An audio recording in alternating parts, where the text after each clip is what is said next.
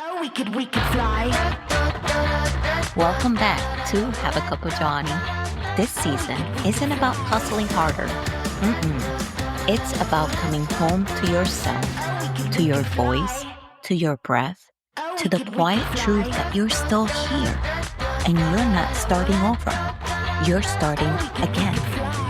This is your space to reflect, reset, and remember who the hell you are. So pour your cafecito and let's begin.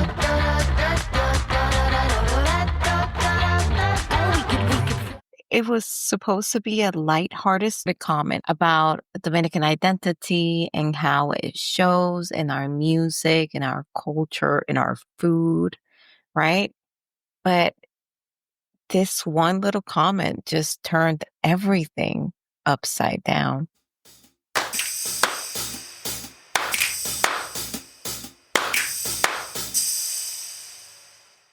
Hey, y'all. Welcome back to Have a Cup of Johnny.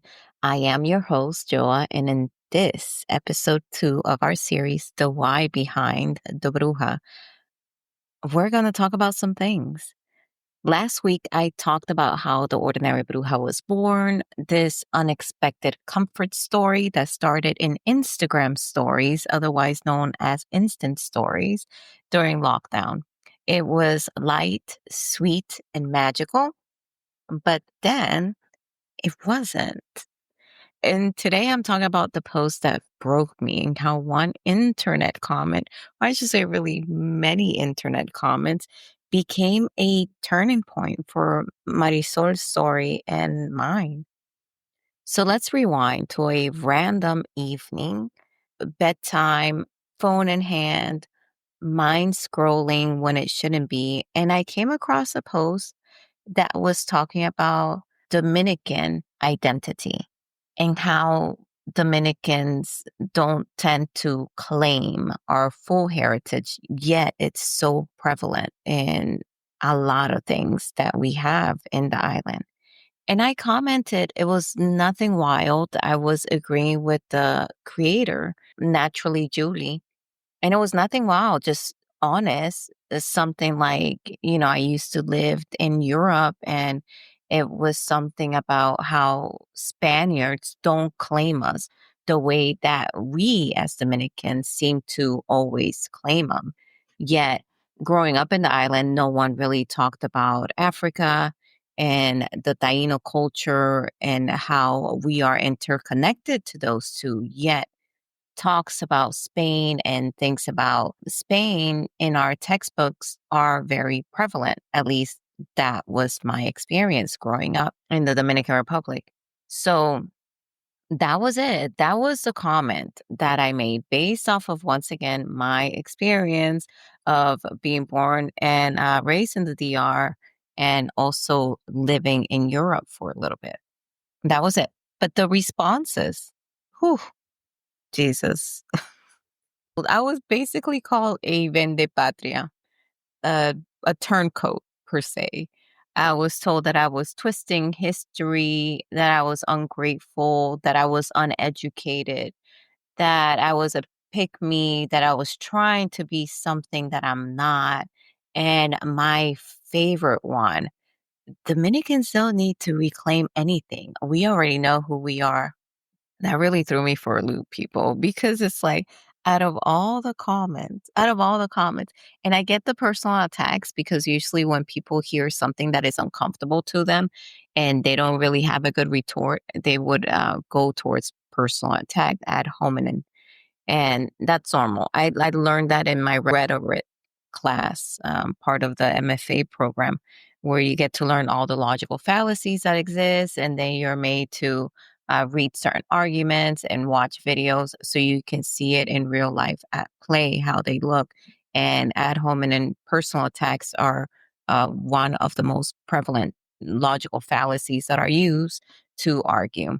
And all the logical fallacies, all they do is that they argue around the main idea of the argument or the argument itself in order for the other person who really doesn't have anything to go against that argument can save face or can seem as if they're doing something, but they're not. So it really doesn't rile me up per se because I understand the reason behind it. Whoever is commenting, because a lot of them were using kind of like these troll accounts, really didn't have nothing to hold on other than their feelings were hurt, their ideas were being challenged by somebody else, and they didn't like that. So as opposed to just ignoring my comment or scrolling, they just went ahead and did personal attacks on me. So no big deal. But then I am very sensitive to lies and to people that don't want to see reality or that like to live a delusional lifestyle, right? And that always gets under my skin because I'm like, why? Why would you do that to yourself? Like, I get it that the truth is uncomfortable. Don't get me wrong, the truth is uncomfortable. And I don't know, I really do believe that God has blessed me with a lazy eye. And I didn't believe that when I was growing up. When I was growing up, I thought I was cursed. But as I've gotten older and learned to love myself and accept myself unconditionally, I realized that this was more of a blessing because every day I get to see my imperfection, front page news imperfection that I can never hide, that everyone sees. And yet I challenge myself every single day of my life to walk with my head held high, knowing that I'm still worthy of love and worthy of respect. And that has become such a blessing, was a blessing, is a blessing, and will continue to be a blessing because just that, just being born that way has taught me so much. It was a reckoning of sorts, a sink or swim moment. And for me, I decided to swim. So I don't get to lie to myself.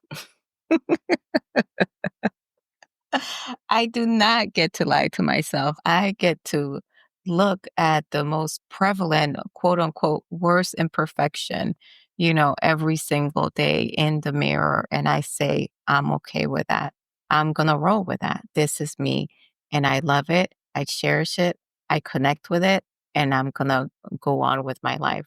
But not a lot of people have that, right? Have that blessing of something that they have to come to terms with about themselves that they can't wiggle themselves out. You see what I'm saying? So I can see how people can grow up and really make a whole life out of lying to themselves, starting with little things and then going on to bigger things to the point where they just comfortable in lies. Their lies make them comfortable. And this is a big, big lie that has been kind of like woven into that side of the island, which is like, we know who we are. We don't need to reclaim anything.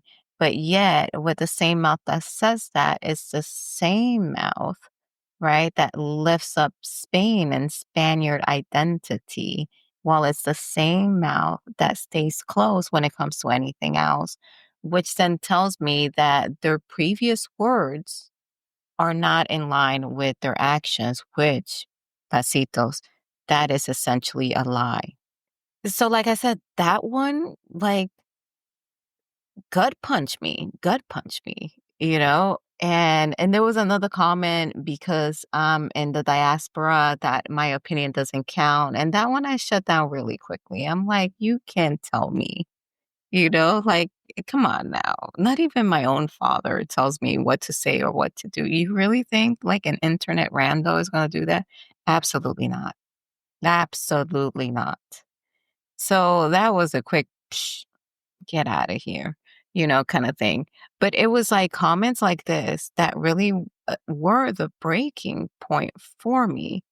At the beginning, though, I was a little frozen because I didn't expect it. It was a thoughtless comment, y'all. I did not expect this comment to take off like that, and it's still taking off. If you go on Instagram, it's still there. It has 2,249 likes and a plethora of comments underneath it.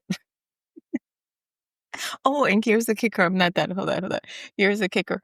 Some of them or like won't even let me tag them. So this is the funniest thing because I find that to be very coward like. And maybe it's not their intent. Maybe that's just how they have their profile set, and they don't know, they forget, and then they go in and commenting. So it may not be that they're cowards, but the way that I see it, right, it's like a cowardly way because I'm trying to tag the person so we can continue on the conversation, but it's almost like they take a jab and then they run away.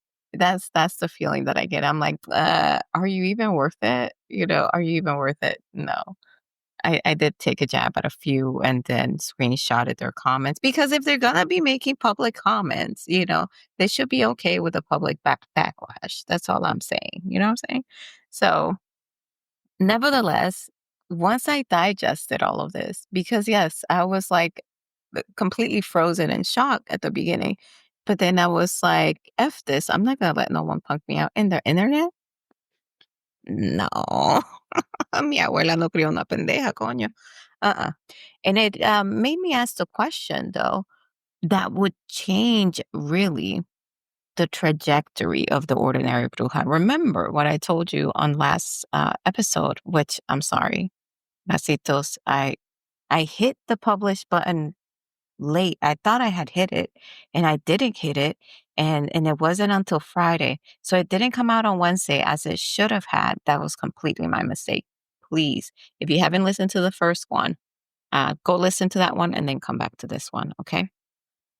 But nevertheless, all these comments, once I was able to digest it, it begged the question. I couldn't let go of this question. What happens when we forget who we are? What happens? You know, What happens to a girl who's taught not to dig too deep into her lineage? What happens when magic is hidden? And not by accident, but on purpose? And most importantly, what happens when that girl starts to remember? And I don't know, I think I was working on this story. I was working on this story already. The Ordinary Bruja is one of those in between stories because I was already working on Under the Flamboyant Tree and then The Devil That Haunts Me. So I needed an in between story while I'm in pause between edits. And The Ordinary Bruja was that. And I was like, yeah, let me just go ahead and do a rewrite. Enough time has passed. I have healed from the whole memory of quarantine and pandemic and everything that happened back then. Let me start taking another look at it. And during that same timeline, that same time frame, that's when all of this was happening. I made that comment, the comment section blew up, and then I started to ask myself that question, which, because I was already working on The Ordinary Bruja, obviously it led to the hill in the story.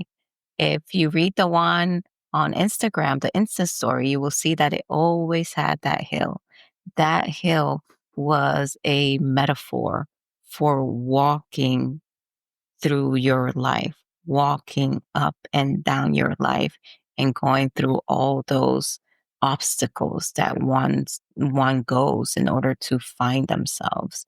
You see, so Hollow Thorn Hill was always there and was always this metaphor, right?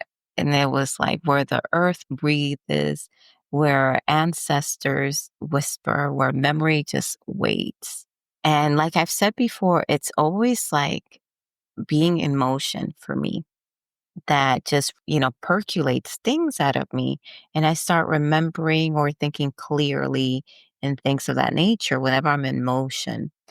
And I wrote that hill as a kind of ancestral memory, one that's been calling out to Marisol, even as she runs from it. But here's the twist. Marisol thinks it's the danger. She thinks remembering it's the danger because that's what she's been told.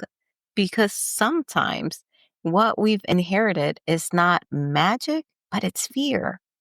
You see how I'm interlacing all these things? That's when I knew this story wasn't going to be soft.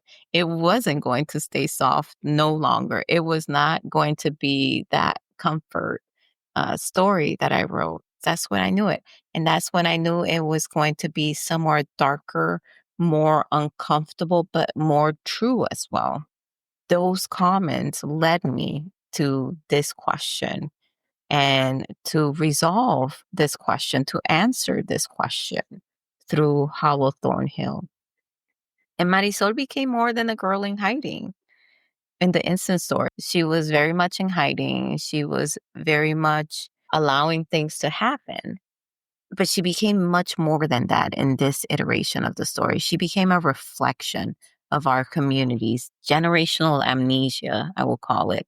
The way we cling to what's acceptable while abandoning that which makes us whole, which also incorporates the bits that we don't want to look at, the uncomfortable stuff that we don't want to look at, our imperfections throughout history that we don't want to look at. The way we internalize shame, sometimes I think we call it pride. And the way we forget on purpose, sometimes we call it progress. And I couldn't write a light story after coming to that conclusion. I could not. Because that comment section wasn't just internet noise. It was my childhood. When I look back at it, I was like, this was my childhood.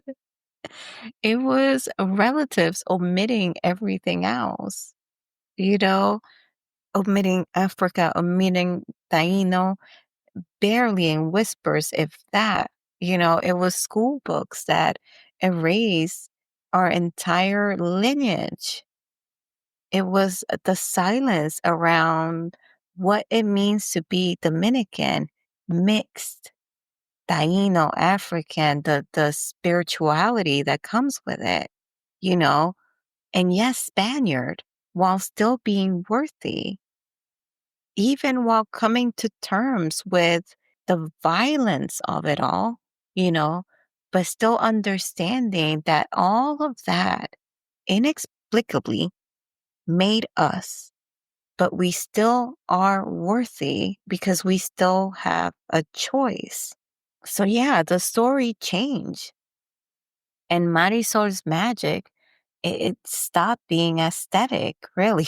It became ancestral. It became heavy. It became complicated. It became necessary. She started seeing shadows. She started remembering things that weren't hers, but had everything to do with her. And that's what The Ordinary Bruja became. A story about returning to yourself, even when everything around you says it's better to forget.